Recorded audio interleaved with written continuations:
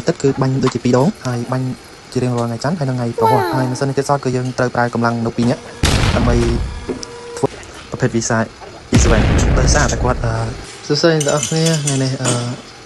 nhom bàn bọt đầy thế cứ một bánh kỳ mì hai nít chim sân mùi tiết đầy nhom tay để phơi chỉ riêng rồi tết không mà tết cứ bánh đôi chỉ pi đốn hai bánh chỉ riêng rồi ngày chắn hay là ngày pro hai mà sân tiết sót cứ dương trời prai cầm lăng nộp pi nhé làm mày phơi vía hai cái nàyจะแสดงnhom bàn bánh kỳ mì pi nhé bông pro để quật đôi chia mê ca chẳng đấy không ai dữ mong buồn quật thời ca nó nâng miền bây giờ về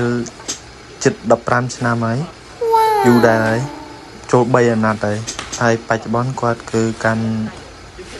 ประเภท visa Israel ដោយសារតែគាត់និយាយរួមម៉ាស៊ីននៅក្នុងរោងចក្រនឹងទាំងអស់គឺគាត់អាចជួសជុលបានទាំងអស់អញ្ចឹងដូច្នេះហើយគាត់បានមកបាញ់ជាមួយខ្ញុំហើយបងប្រុសដែលធ្លាប់បាញ់ជាមួយខ្ញុំគឺគាត់បានទៅធ្វើផ្នែកមួយទៀតគឺយកសុនគឺផ្នែករូតស្កុតចាំថ្ងៃក្រោយមានឱកាសខ្ញុំនឹងថតពីកន្លែងធ្វើយកសុនមួយទៀតឲ្យបងប្អូនទស្សនាហើយវាមានច្រើនផ្នែកមានដូចជា2 3ផ្នែកថែមទៀតក្រៅពីកន្លែងដែលខ្ញុំធ្វើហ្នឹងហើយយើងក៏ដកចេញហើយបានយើងដាក់ចូលទៅវិញដើម្បីបាញ់វាអញ្ចឹងអ្នកទាំងអស់គ្នាហើយអានេះគឺជាប្រភេទ panel ប្រទេសកម្ដៅសម្រាប់ដាក់ទ្រាប់កាលពីខ្ញុំមកកូរ៉េត្បូងគឺគេបានឲ្យខ្ញុំដេកនៅកុងតឺន័រដូច្នេះហើយគេដាក់ប្រទេសហ្នឹងឯងដើម្បីឲ្យយើងដេកដើម្បីកុំឲ្យវារងាអញ្ចឹងអ្នកទាំងអស់គ្នាប៉ុន្តែបច្ចុប្បន្នគឺខ្ញុំបានបដូរកន្លែងស្នាក់នៅហើយគឺមកក្នុងរោងចក្រតែម្ដងដោយសារតែខាងក្រសួងគេតម្រូវឲ្យយើងមានកន្លែងស្នាក់នៅត្រឹមត្រូវ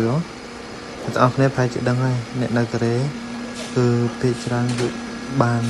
គៀងបេះដូងស្លាប់ដោយសារតែអាកាសធាតុត្រជាក់អញ្ចឹងអ្នកទាំងអស់គ្នាហើយឥឡូវគេឲ្យយើងគេងនៅដូចជាគីសុកសាហើយឬក៏ one room នៅក្នុងប្រទេសកូរ៉េអញ្ចឹងឬក៏ apart ធ្វើជាដើមតែឥឡូវយើងមកមើលការបាញ់គីមីរបស់ខ្ញុំវិញគឺយើងបាញ់គីមីចូលទៅក្នុងហ្នឹងហើយវានឹងរីកហើយតាមសិននឹងវាសកត់ទៅធ្វើឲ្យវាហាត់ណែនដោយរូបនៅក្នុងនេះអញ្ចឹងគឺដល់ពេលយើងបាញ់ហើយគឺវាបែបនេះ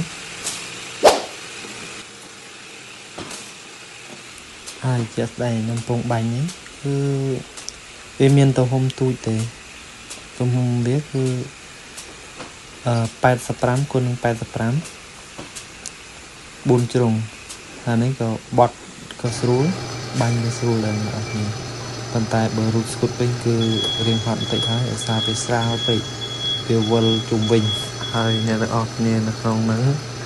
រួមទាំងខ្ញុំដែរគឺអត់ចង់ធ្វើអាហ្នឹងទេបើធ្វើយកសុនគឺរូតស្គុតហ្នឹងក៏អត់ចង់ធ្វើអាហ្នឹងទេដោយសារតែវា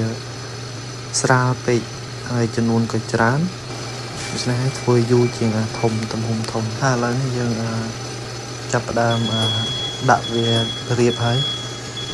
ពេលយើងទាញចេញមកគឺមានអ្នកម្នាក់នៅត្រឡប់ហ្នឹងហើយដល់ពេលត្រឡប់ហើយគឺយើងលើកដាក់កូរដូចគ្នាដើម្បីសម្អាតកាត់ក៏ដាក់ឲ្យស្អាតហើយយើងយកញួរដំក្បាលដំអីវាអញ្ចឹងហើយក្នុងកម្ពស់វាគឺយើងដាក់ចំនួនប្រហែលជាមកប្រែតហ្នឹងគឺ120ហើយជាចុងក្រោយអត់មានអីទៀតទេវីដេអូនេះក៏ដល់ទីបញ្ចប់ដែរហើយក៏អរគុណអ្នកទាំងអស់គ្នាខំតាមដានរហូតដល់ចប់ហើយកុំភ្លេចចុច like និង share ដើម្បីទទួលបានវីដេអូកំប្លែង